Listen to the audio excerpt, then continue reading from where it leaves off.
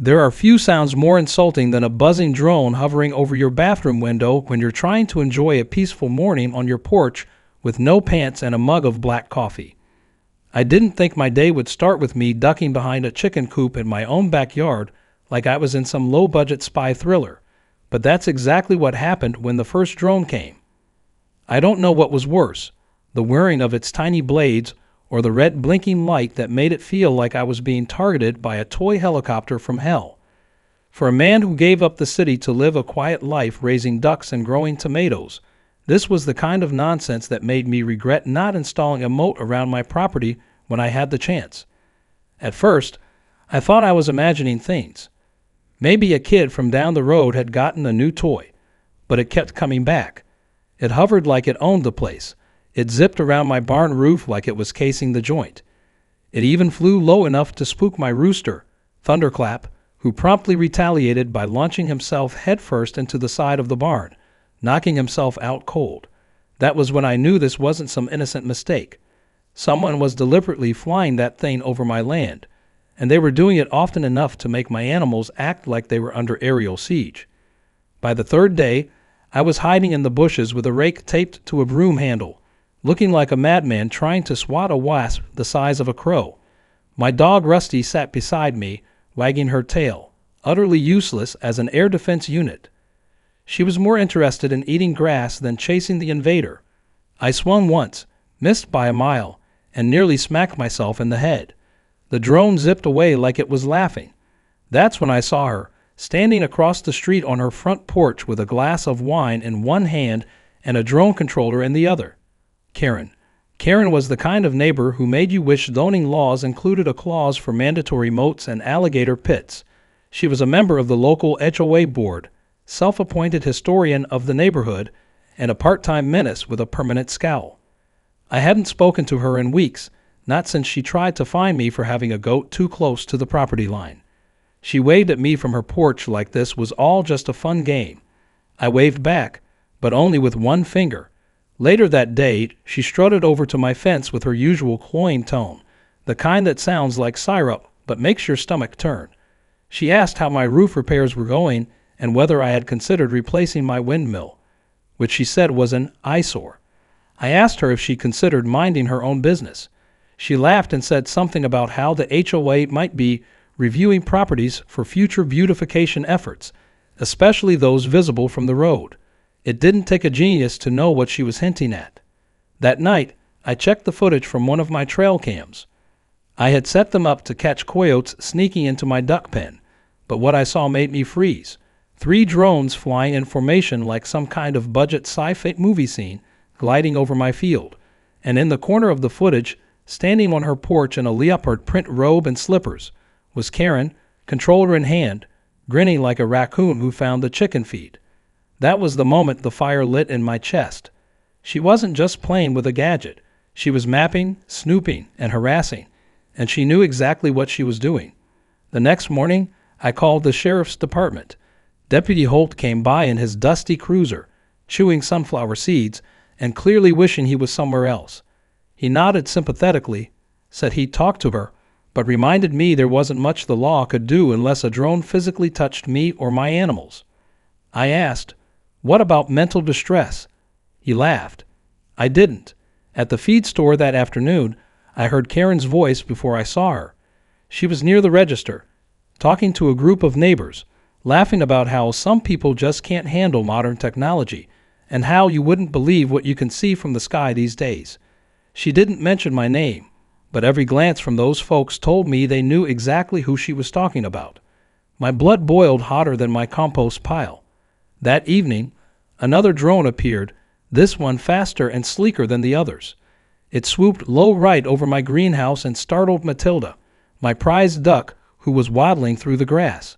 She flapped wildly, tripped over a sprinkler hose, and slammed into a fence post. Her wing bent at a wrong angle, and she let out the saddest little quack I've ever heard. I scooped her up and carried her inside like a wounded soldier. That was it. That was the moment it stopped being about peace and privacy. That was the moment it became war. I stayed up until midnight in my workshop. It had been years since I touched my old radio gear, but the skills came back like muscle memory. I used to work comms for a fire department, and I knew enough about frequencies and signal paths to get creative. I rummaged through drawers, unscrewed panels, pulled out wires, and started sketching. The plan was simple.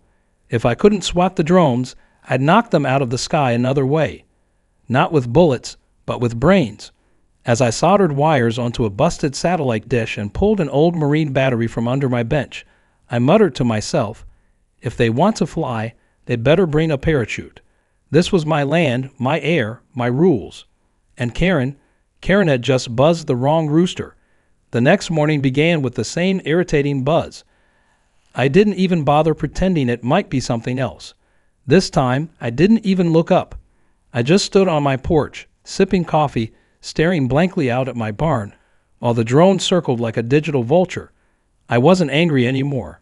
I was focused, calculating. It felt like playing chess with a mosquito. Karen wanted a reaction, maybe even hoped I'd try something reckless so she could spin it in her favor, but I wasn't giving her that. Not yet. I spent the morning listing everything I'd need to finish the jammer project. A few specific components were missing, nothing I couldn't source with a bit of digging. I drove into town and stopped by the local electronics thrift store, the kind of place that smelled like dust and forgotten inventions. The guy behind the counter, Otto, remembered me from back in the day when I used to help him repair ham radios. I told him I was working on a project that required directional signal isolation. He raised an eyebrow, grinned, and said nothing. He handed me a bin of old CB radios, scrap motherboards, and coaxial cables. I picked through them like a prospector looking for gold. Back at the farm, I got back to work in my shed, tuning the signal amplifier I had raked from the satellite dish. I kept my ears open for the buzzing. It came and went every hour now. Karen was ramping up. She must have sensed my silence wasn't surrender. She started flying the drones lower. Once, she even flew one within 5 feet of my back porch. Rusty barked at it like it was a flying rat, but I could see the red blinking light adjust its angle. It was watching us, filming. I decided to pay a visit to the sheriff's department again. Deputy Holt was eating chili at his desk and waved me in like I was there to borrow sugar.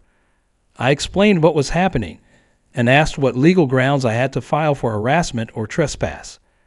He scratched his head, then gave me the same tired speech about how the drones weren't technically touching my property and aerial rights were too complicated to enforce unless the drone was armed or visibly recording inside my home.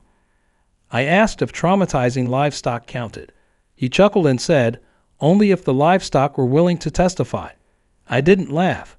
Before I left, he leaned back and said, off the record, some folks have complained about Karen before. Not about drones, but about her being pushy, controlling. She once filed 23 HOA citations in a single week. Most of them were thrown out. Holt didn't say it directly, but his tone made it clear she was tolerated more than respected. That gave me a sliver of hope. Later that evening, while checking my greenhouse, I found a note stuck to the gate. It wasn't signed, but it didn't need to be. The handwriting was too neat, the paper too stiff, and the tone too smug.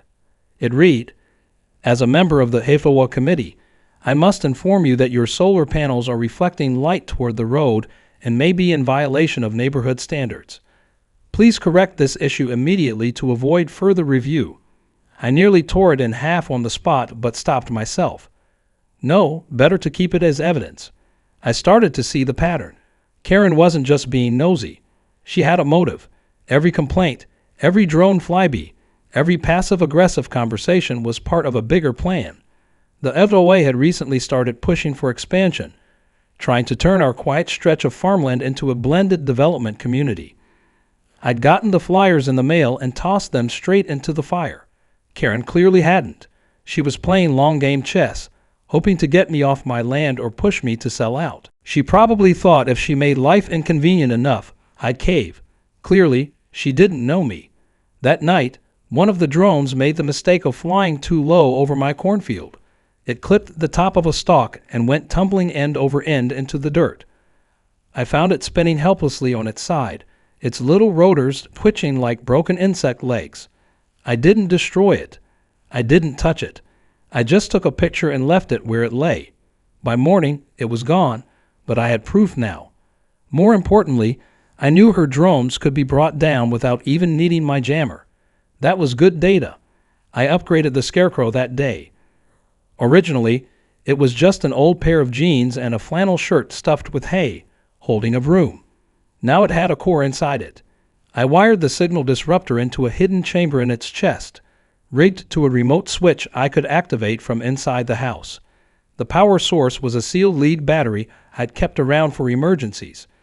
I wrapped the outside with a new shirt that read "Private property means stay out." Rusty watched me the whole time, tilting her head like she knew something big was coming. That night, I did one last test. I flew one of my old RC helicopters over the field, activated the jammer, and watched it sputter and drop gently onto the soft grass. Perfect. Clean, controlled, and localized. No interference with Wi-Fi, no disruption to my own systems. I went to bed that night with a kind of peace I hadn't felt in weeks. Tomorrow, I wouldn't just be waiting for her. I'd be ready. Early the next morning, I placed the bait. A shiny new weather vane in the middle of the field, angled just right to catch the light and look important. A few reflective panels leaned up beside it, just begging to be inspected by aerial surveillance. I even added a fake hatch door on the ground with a blinking LED light. Karen wouldn't resist. She'd think I was hiding something. She always thought everyone else was doing something they shouldn't. Her need to control things would draw her right into the trap. Then I waited. No rake, no shouting, no chasing drones like a crazy man. Just me on the porch, sipping my coffee, watching the clouds drift. The drone arrived right on schedule. Sleek, fast, curious. It zipped over the weather vane, then began circling lower. I waited until it reached the edge of the Scarecrow's field, then hit the switch. A tiny buzz, a flicker in the air. The drone wobbled, stalled, and dropped like a brick into the cornfield. It didn't explode. It didn't burn. It just gave up and fell. I grinned. Rusty barked once, as if applauding. I leaned back and said to no one in particular, "Welcome to the no-fly zone." The morning after my first successful takedown felt different. The air seemed calmer, the chickens were quieter, even the windmill creaked with a little more pride, like it had sensed a shift in the balance of power. I walked out with my coffee and leaned against the porch railing, scanning the horizon. Nothing but blue skies and the distant hum of a tractor 2 farms over. No buzzing, no blinking red lights, no little electronic invaders dancing through the air. But I knew it wouldn't last. Karen was not the kind of person to let something like this slide. She'd be regrouping, planning, upgrading, and I needed to be ready for the next move. I spent the early hours reinforcing the system. The Scarecrow had done its job well, but I wanted to build in some fail-safes. I rechecked the wiring, swapped out the battery for a higher capacity one, and added a timer delay in case I needed to leave it running while I wasn't home. I also built a second jammer into a birdhouse near the barn, carefully camouflaged with fake feathers and a little wooden perch. Redundancy was key. Karen's drones were getting more sophisticated by the day. I'd spotted one with night vision capability on her porch last week. It looked like something the military would use to scan enemy bunkers, not spy on a man feeding ducks. Around noon, a letter arrived. No stamp, no envelope, just a single sheet of paper folded and stuffed between the slats of my gate. I unfolded it slowly, already expecting the flavor of passive aggression Karen liked to serve. It read, "You are hereby notified that non-standard Scarecrow structures and reflective surfaces violate HOA aesthetic guidelines. Please remove them within 72 hours or face formal review." I stared at the words, letting the absurdity settle in like dust on an old porch swing. Aesthetic guidelines for a Scarecrow on a farm? It was beyond parody. I filed the letter next to the others in my drawer labeled "Nonsense." Then I sat down and wrote one of my own, this one addressed to the local newspaper. I didn't name Karen directly, but I described the growing concern of drone harassment on rural properties, how residents were dealing with surveillance, and how some homeowners were overstepping their boundaries under the guise of community beautification. I knew it wouldn't make the front page, but I figured it would stir the pot a little. That afternoon, I heard from one of my neighbors, Jackson, who lived 2 properties down. He called to say he'd seen one of Karen's drones hovering over his pasture, spooking his horses. He said he was glad someone was finally standing up to her. Apparently, he'd already lost a few chickens when one of her drones scared them into the woods. I invited him over for coffee, and we sat on my porch comparing notes. By the end of the conversation, we had a rough map of her usual flight patterns and a list of other neighbors who'd had similar problems but were too cautious to speak up. She was flying under the radar, so to speak, using intimidation and rules nobody voted for to push people around. That evening, I decided it was time to put the second jammer to use. I placed the birdhouse jammer near my livestock pen, where Karen had previously flown low enough to spook the goats. I tested the signal, adjusted the range, and left it active on standby. I also added a trail cam hidden in a tree facing the field, set to record any unusual movement. By sunset, everything was in place. I didn't have to wait long. Just before nightfall, I saw a flicker of red light dart across the treetops. It was smaller than her usual drones, but faster, more agile. It zipped over the pen in tight loops, scanning like it was looking for something buried underground. I waited until it crossed into range of the birdhouse and then triggered the jammer. The drone froze midair, spun in a confused circle, and then dropped straight into a muddy trench beside the trout. I let it sit there. She'd come for it eventually. The next morning, I checked the trail cam. There she was, Karen, in a visor and sweatshirt, creeping along my fence line with a flashlight, looking for her downed tech. She climbed halfway through the fence before spotting the trail cam and scurrying back like a raccoon caught in the compost bin. That image was gold. I backed up the footage on 3 different drives and emailed a copy to Jackson, just in case. Later that day, I got a visit from the sheriff again. This time it wasn't Holt. It was a younger deputy named Lauren, more serious and careful with her words. She said Karen had filed a complaint about equipment interfering with her personal property and accused me of using illegal devices on my land. I took her around the farm and showed her everything: the scarecrow, the birdhouse, the setup, the power sources. I showed her the footage of Karen trespassing. I explained how the jammers were within legal signal output limits and only activated in direct response to drone incursions. She nodded, took notes, and asked a few technical questions that told me she knew more than she was letting on. Before she left, she said she'd review the case but hinted that Karen had a habit of filing complaints that went nowhere. I thanked her and offered her a dozen fresh eggs. She declined with a smile but seemed amused by the gesture. By sunset, I had an idea, a way to not only protect the farm but turn the tables completely. I began drafting a full report, a document detailing every drone sighting, each complaint letter, photos of downed drones, timestamps, and neighbor testimonies. I was going to package it all and send it to the State Agriculture Board, the FAA, and the County Planning Office. If Karen wanted to wage war with paperwork, I was going to bury her in it. I ended the day by fixing a new sign to my gate. It didn't threaten or mock. It simply said Private under active monitoring. Enter AT01 risk. I figured it was neutral enough to stay within the law, but strong enough to send a message. That night, I stood in the yard, flashlight in one hand, Rusty beside me, watching the stars. The sky was quiet, peaceful, but I knew it was just the calm before the next wave. Karen was not the kind to give up. She'd escalate, and when she did, I would be ready, not with fists or shouting, but with precision, evidence, and one very tired but very determined duck farmer who refused to be spied on in his own backyard. The next morning began with an unexpected surprise. As I opened the door to feed the chickens, I nearly tripped over a neatly stacked pile of plastic. It took me a second to recognize what I was looking at. 3 drone carcasses, each one slightly scorched and cracked, all carefully arranged on my doormat like some kind of bizarre offering. I looked around the yard, scanned the tree line, and saw nothing. No cars, no neighbors, just wind rustling through the corn stalks and Rusty sniffing the wreckage like it was a gift basket. I didn't need a note to know who had left them. It was a message, loud and clear. Karen had taken the bait, and now she was escalating.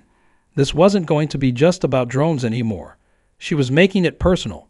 I carefully bagged the drone remains and put them in the shed with the others. At this point, I had enough parts to build a Frankenstein drone of my own, but that wasn't the goal. I didn't want revenge through destruction. I wanted her to stop. I wanted my peace back.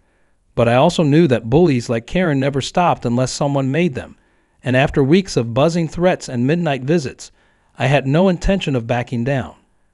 The real game began later that afternoon when Karen decided to show up in person. She marched across the road wearing oversized sunglasses and a clipboard, looking like a mall cop on a mission. She didn't bother knocking. She just shouted from the other side of my gate that I was now in violation of updated HOA guidelines and needed to attend a board meeting that evening.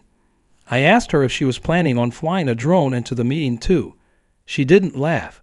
She just pointed her pen at me and said if I didn't comply, they'd move forward with formal action. I told her she could move forward into traffic if she wanted. She spun on her heel and stomped away, mumbling something about lawsuits and ordinances. I had no interest in attending a meeting, but I did have an interest in gathering more ammunition. I called Jackson again and asked if he wanted to come over that evening to help me review some footage. He brought coffee and 2 sandwiches, and we sat at my kitchen table going over drone clips, timestamps, and Karen's greatest hits. At one point, we found a clip of her dancing in her driveway while holding the drone controller, completely unaware that her drone was filming her from above. Jackson laughed so hard he nearly dropped his sandwich. I saved that clip separately, not for blackmail, just for morale. While we were reviewing footage, another neighbor, Elaine, showed up with a box of eggs. She'd heard what was going on and wanted to share her own story. Apparently, Karen had reported her for having an unapproved color of mulch in her front garden. Elaine said she'd fought it and won, but it had cost her time and energy she didn't have. She'd also seen Karen's drones flying over her backyard where her grandkids played. That crossed the line for her. She agreed to provide a written statement if needed. The circle of Karen's victims was growing larger by the day. That evening, just after sunset, the next incident hit. I was sitting on the porch with Rusty and Jackson when we heard a loud whirring overhead. We looked up and saw not one, but 3 drones flying in tight formation, lights flashing, moving faster than anything she'd sent before. These weren't toys. These were high-end surveillance models, and they were headed straight for my greenhouse. I bolted from the chair, rushed to the trigger switch, and activated both jammers at once. The sky lit up as all 3 drones spasmed midair, their rotors skipping and twitching like confused mosquitoes. One veered hard to the left and slammed into a fence post. Another dropped into the goat pen with a loud crack. The third hovered for a few seconds, spinning in a wild loop, then spiraled down into my compost pile. Jackson let out a whistle and said he'd never seen anything like it. I didn't answer. I was too busy checking the cams, making sure we got it all recorded. We did. Every second, every fall, every humiliating crash. I'd uploaded the footage to a hard drive and made 3 backup copies. Then I picked up the phone and called the sheriff's department again. This time I insisted on speaking with someone higher than Deputy Holt. 20 minutes later, I had an appointment scheduled with the county legal liaison for the following morning. It was time to take this to the next level.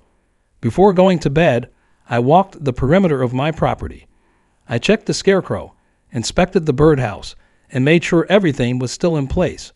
The wind was cool, and the sky was full of stars, but I couldn't relax. This wasn't about privacy anymore. It was about power. Karen was using the HOA and her drones to control people, to push them off their land, to clear the way for whatever development plan she was scheming. But she hadn't counted on someone fighting back with a soldering iron and a memory like a steel trap. The next day, I met with the county liaison, a serious woman named Morgan who listened patiently as I laid everything out, the footage, the letters, the neighbors' testimonies. I gave her a copy of the drone video showing the latest crash, complete with timestamps and coordinates. I explained the technical side, how my jammers were legal, limited in range, and only activated in defense of my livestock. Morgan didn't say much, but I could tell she was taking it seriously. She promised to review everything and get back to me within the week. As I drove home, I felt something shift. For the first time since this whole mess started, I felt like I wasn't just reacting. I was moving forward, building momentum. Karen might have started this war, but I was going to finish it. Not with violence, not with shouting, but with documentation, technology, and the quiet support of a community tired of being pushed around. Back at the farm, I found another note on my gate. This one was written in all caps and full of legal threats. Karen was rattled. Good. That meant the plan was working. I took the note down, crumpled it into a ball, and tossed it into the compost pile on top of her fallen drone. Then I went inside, poured myself a drink, and sat on the porch, watching the wind move through the corn. For now, the skies were quiet, but I knew better than to get comfortable. This was just another calm between storms, and the next one would decide everything. The letter from Morgan arrived 2 days later, hand-delivered by a courier with a county seal on his badge. It wasn't thick, not packed with legal jargon or demands. It was simple and direct. Her office was moving forward with a preliminary investigation into Karen's use of unmanned aerial systems and the harassment complaints surrounding her involvement with the HOA. I read the words twice, then a third time, and felt something I hadn't felt since the first drone appeared above my field: relief. Real, solid, satisfying relief. It wasn't over, not by a long shot, but for the first time, the weight of this mess wasn't resting solely on my shoulders. Now Karen had someone else to answer to. That same morning, Jackson dropped by with news. Apparently, someone had leaked Karen's HOA proposal plans to the rest of the neighborhood. It wasn't just about new rules or maintenance inspections. She'd been working behind the scenes with a development group looking to acquire local properties for a boutique housing project. Her goal was to rezone most of our stretch into suburban plots with paved roads, private mailboxes, and a community spa. My land was the largest and most valuable chunk still privately owned, which made me target number one. Jackson said a copy of the plans had been anonymously slid under the church office door, and now the whole town was buzzing. By noon, Elaine showed up with cookies and a printed list of names. It was a petition signed by a dozen residents who had complaints about Karen's drones, her conduct, or both. Most had been too scared to speak up before. Now, seeing someone stand up to her gave them courage. One woman even wrote a note that said she hadn't let her grandkids play in the yard since the drones started showing up. Another said Karen had reported her for having too many pumpkins on her porch in the fall, claiming it was a fire hazard. I added the petition to my growing stack of evidence and made copies. That afternoon, the news van arrived. I hadn't called them, but someone had. They parked just beyond the property line, a young reporter with a nervous smile stepping out and waving politely. I considered turning them away, but something inside told me it was time to let the story out. I invited them to the porch, introduced Rusty, and told them about the drones, the threats, the scarecrow, and the duck. I kept it simple, honest. No shouting or theatrics, just facts and a quiet refusal to be bullied. They filmed the wrecked drone remains stacked in a crate near the shed, then asked to see the jammers. I showed them everything, made sure they understood I was within legal limits. That night, the segment aired on the local news.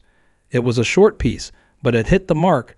Footage of drones crashing, neighbors speaking up, and a quiet old farmer who just wanted to be left alone.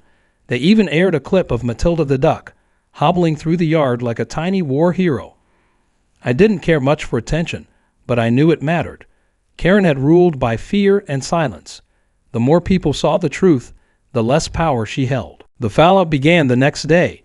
Karen called an emergency HOA meeting, demanding it be held at the community center with all members present. Most of the town showed up. Jackson went and told me everything afterward. Karen started the meeting with her usual smugness, accusing me of slander, sabotage, and violating community standards. But before she could finish, Elaine stood up and read the petition. One by one, other neighbors followed, sharing their own experiences. Karen tried to cut them off, shouting that it was all lies, but she was outnumbered. By the end of the meeting, the vote was held. Karen was removed from her position on the HOA board, unanimously. That evening, I sat on my porch watching the sunset, the air warm and still, no buzzing in sight. It was quiet, the kind of quiet that used to make me feel like everything was right with the world. For a moment, I let myself believe that maybe, just maybe, it was over. But the feeling didn't last long. As I sipped my coffee, a letter arrived in my email inbox. It was from Karen's lawyer, a stiffly worded document threatening a civil suit for destruction of property, harassment, and defamation. I read it slowly, then forwarded it directly to my attorney, a friend from my volunteer firefighting days who had been waiting for something like this. The next morning, we filed a countersuit: trespassing, harassment, violation of airspace over private property, animal endangerment, defamation. I attached every document, every photo, every video. I even included the trail cam footage of her on my property at night, clearly searching for one of her downed drones. My lawyer said it was more than enough to put her on the defensive. Now the court would decide who had crossed the line. Word of the legal battle spread quickly. The news picked it up again, this time with more interviews. More neighbors came forward. The pressure mounted. Karen stopped appearing in public. Her porch lights stayed off. The drones vanished from the sky. But the damage was already done. Her reputation had cracked wide open. No one feared her anymore. No one wanted her in charge. As the lawsuit moved forward, something interesting happened. I got a letter from a privacy advocacy group offering to help. They'd seen the story and wanted to use it to raise awareness about rural surveillance and drone misuse. They offered to cover part of my legal costs and send an expert witness to testify. I accepted, not because I wanted fame or a platform, but because I knew there were others like me out there, people just trying to live their lives without being watched, recorded, and pushed around. That night, I took a walk through my field. The stars were out, the wind soft, the animals calm. No flashing lights, no humming blades, just the rhythm of a quiet farm and the steady breath of peace returning. Rusty trotted beside me, ears perked, nose in the air. We stopped by the scarecrow, still standing tall with wires hidden in its chest. I gave it a pat on the shoulder and smiled. Sometimes the best way to fight fire isn't with fire. It's with patience, planning, and a well-placed circuit board. And sometimes when someone flies too high for too long, all it takes is one good signal to bring them back to earth. The courtroom was colder than I expected, both in temperature and in mood. The fluorescent lights buzzed above like distant drones, and the long oak tables reflected the tension between us. Karen sat across from me, dressed in a stiff blazer and clenching a stack of papers like they were a lifeline. Her lawyer, a man who looked like he charged extra for smugness, kept whispering to her between every shuffle of documents. I sat beside my attorney, Tom, an old friend with a calm demeanor and a voice like a brick wall. He didn't say much unless it mattered. And in court, that was exactly the kind of man I needed. The judge entered and took her seat with a nod, flipping through the file with an expression that said she had seen too many cases like this and expected very little from it. She read the initial claims. Karen was accusing me of destroying her drones, invading her privacy, and tarnishing her reputation. Tom waited until she finished, then handed over our response. He spoke clearly, outlining the pattern of harassment, the trespassing, the recordings, the footage, the letters, and the statements from neighbors. For a moment, the room felt like it was holding its breath. Then came the evidence. We started with the trail cam footage. The monitor flickered to life, showing Karen creeping along my fence in the dead of night, flashlight in hand, searching for something in the grass. The moment her foot stepped past the property line, Tom paused the video and looked at the judge. No words were needed. Trespassing was clear. Then came the drone footage, the crashes, the buzzing, the way they followed my livestock, hovered near my windows, and zipped around my greenhouse. Karen shifted in her seat, her hands twitching with each clip. Her lawyer tried to object, claiming it was edited, biased, lacking full context, but the judge overruled him, noting the timestamps and metadata were intact. Then we brought in Jackson. He took the stand and calmly described what he'd seen, how the drones had disturbed his horses, how Karen had laughed when confronted, and how the HOA meetings had turned into her personal power trip. Elaine followed with her testimony, sharing how Karen had tried to fine her for having pink flowers instead of white ones and how drones hovered over her grandkids. Each story added weight, brick by brick, to the wall being built against her. Karen's defense was weak. She denied owning the drones, claimed she'd sold them months ago, said anyone could have been using her porch as a launch pad. Tom responded by showing Amazon receipts in her name, the drone models matching the ones that had crashed on my property. We played a short clip of her holding a remote with blinking lights, the drone clearly responding to her input. Her lawyer tried to explain it away as an old clip taken before the complaint started. The judge didn't look convinced. When Karen finally took the stand, her tone shifted. Gone was the control, the confidence. Instead, she played the victim, saying I had targeted her, encouraged others to harass her, made her feel unsafe in her own home. She described the Scarecrow Jammer as a weapon, accusing me of endangering the entire neighborhood's airspace. Tom stayed quiet until she finished, then simply asked her if she had ever filed a formal request to investigate any other neighbor. She couldn't name one. He asked if any drones had crashed on anyone else's property. Again, silence. Her credibility was unraveling faster than a ball of hay in a rainstorm. The final blow came when Morgan from the county office submitted her report. Her investigation concluded that Karen had indeed violated local drone regulations, had no authority to enforce HOA drone surveillance, and had acted without oversight. The judge reviewed it carefully, her expression unreadable. Then she took a deep breath and spoke. She ruled in my favor. Karen was ordered to pay damages for trespassing, harassment, and the disruption of livestock. She was banned from flying any drones for 2 years within 5 miles of my property. She was also required to attend a course on privacy law and community conduct. I didn't cheer.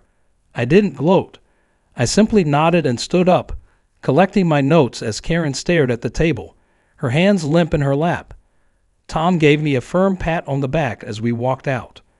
Outside the courthouse, Jackson and Elaine were waiting, clapping me on the shoulder and offering coffee and pie like I had just won a county fair. The news crew was there again, but I waved them off. This wasn't a spectacle. It was closure. Back home, the air felt different, lighter. For the first time in weeks, I walked the fields without looking over my shoulder. The animals were calmer too. Matilda waddled beside me like she knew we had won something important.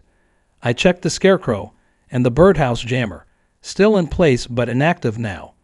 I didn't need them anymore. The sky was finally quiet. A few days later, I got a call from Morgan. She told me that due to the public nature of the case, a rural land protection group wanted to feature my story in their next campaign, not just as a cautionary tale, but as a success story. She asked if I'd be willing to participate. I agreed on one condition. I didn't want fame. I wanted awareness.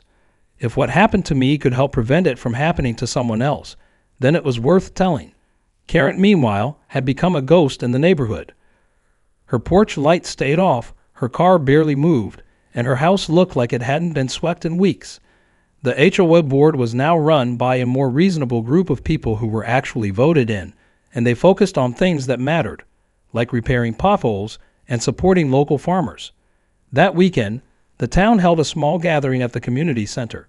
It wasn't a celebration, just a moment for folks to come together after weeks of tension.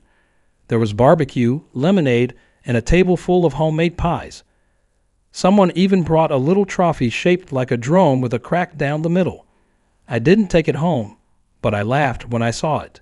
Later that evening, I returned to the porch with Rusty curled at my feet and the last glow of the sunset fading over the barn. The wind rustled the leaves, and the stars peeked through the sky one by one. No buzzing, no fear, just the sound of my land, steady and calm. It hadn't been about drones, not really. It had been about dignity, about standing your ground when someone tries to take it. And in the end, that's what I held on to, not just the soil under my boots, but the quiet, stubborn right to live in peace. The seasons shifted without fanfare, as they always did on the farm. Summer gave way to a gentler breeze, the leaves turned gold around the edges, and the fields began to rest. It had been a month since the court ruling, and the silence that followed was the most rewarding sound of all. No more buzzing drones overhead, no more ridiculous letters taped to my gate, and no more Karen standing on her porch with that smug little smirk. She had disappeared into her own house, and whatever pride she had left seemed to have sunk into the floorboards. I heard she had listed the property, though no one knew for sure. Nobody saw her in town, and nobody missed her at the feed store or Sunday meetings. It was like she had been erased, not by force but by consequence. I spent my days working the fields, tending the animals, and fixing things I had ignored during the drone war. The roof on the chicken coop had been sagging for months. The fence near the orchard needed mending. It felt good to use my hands again for something simple, something that didn't involve wires and countermeasures. Matilda's wing had healed well enough that she was waddling around like she owned the place again, occasionally squawking at shadows as if reminding them who was boss. Rusty followed her around like a guard, more loyal to the duck than to me most days. One morning, while I was checking the solar panels on the shed, a black pickup pulled into my drive. It was Morgan, stepping out in jeans and boots, a clipboard under one arm and a half-smile on her face. She waved and said she wasn't here on official business. She just wanted to thank me in person. The county had received an unusual amount of calls from residents across the state, asking how to handle drone harassment, how to protect their land, and how to stand up to overreaching HOAs. Apparently, my story had reached far beyond our little corner. Morgan said it was even being used as an example in a privacy law seminar. I was flattered, in the quiet way old farmers get flattered, which mostly means I blinked twice and offered coffee. As we sat on the porch, she mentioned that a rural tech firm out of Texas had seen the news segment and was looking to hire consultants who understood both farming and surveillance issues. She said they asked specifically about me. I raised an eyebrow at the idea of becoming some kind of drone defense expert, but she said the role was flexible. They weren't after engineers. They wanted storytellers, real people who'd lived through it and have the scars to prove it. I told her I'd think about it. I wasn't sure if I was ready to trade dirt under my nails for emails and briefings, but something about it felt right. Maybe it was time to do more than defend. Maybe it was time to teach. The following weekend, the town hosted a small fall fair. Nothing big, just a few booths, a pie contest, and a display of farm-made crafts and tools. I brought a basket of duck eggs and set up a small table with some of my jammers on display. Not active, of course, but built as examples. A handwritten sign read, "Rural Airspace Protection," with a smiley face drawn in the corner. People stopped by to ask questions, not just about the tech, but about the story. They wanted to know how it started, how I kept going, and how it felt to win. I told them it wasn't really about winning. It was about not letting someone else decide how you should live. Near the end of the fair, a man in a clean shirt and polished boots approached me with a firm handshake and a quiet tone. He said he had a small farm just outside of town and that his neighbor had recently bought 2 drones. He wasn't sure if it would become a problem, but after seeing what happened with Karen, he wanted to be prepared. I gave him one of the printed guides I'd written with simple steps, legal references, and safety tips. He thanked me 3 times before walking off. That moment stuck with me more than anything else that day. Back at home, I cleared a space in the barn for a small workshop. Nothing fancy, just a bench, a few tools, and a wall for hanging parts. I mounted the remains of one of Karen's drones in the center and painted a little sign beneath it that said, "Grounded for Good." It was more for me than anyone else. A reminder that even the most annoying problems could be solved with patience, creativity, and a little bit of wiring. The workshop slowly filled with curious neighbors dropping by to ask questions, share stories, or leave spare parts. It wasn't a business, but it was becoming something, a place to gather, to fix things, to rebuild trust in small, quiet ways. One evening, just before dusk, I sat on the porch watching the sky fade into orange. Rusty curled at my feet, Matilda tucked under her wing nearby. The scarecrow still stood tall in the distance. Its wires no longer lived, but its presence still strong. The wind carried the smell of dry grass and wood smoke, and the world felt whole again. Not perfect, not without its scars, but honest, peaceful, mine. A letter arrived the next morning, handwritten in an envelope with no return address. I opened it slowly, expecting a final threat or some leftover grievance. Instead, it was an apology. Short, awkward, a few words scratched in neat handwriting. It said, "I was wrong. I took it too far. I let pride get in the way. I'm sorry." It wasn't signed, but I knew who it was from. I folded it once, set it on the shelf, and left it there without reply. Sometimes closure doesn't come with a conversation. Sometimes it just arrives quietly, without knocking. That night, I dreamed about the fields, not with drones or alarms or flashing lights, just the wind, the sky, the rows of crops swaying under the moon. I woke up before sunrise and stood at the window, watching the first hints of morning roll across the horizon. The farm was still, my land, my sky, and for the first time in a long while, everything above and below felt exactly how it should.